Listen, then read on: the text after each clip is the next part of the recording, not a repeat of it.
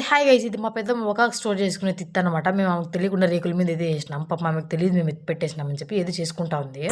Claps బా ఎంగల్లా చెప్పే చెప్తే ఎత్తిస్తా అటుకెక్కి పని బాట లేదురా మీకు. లోకమ్మా బాయ్, నేను పోయి స్టవ్ అడుగుతా.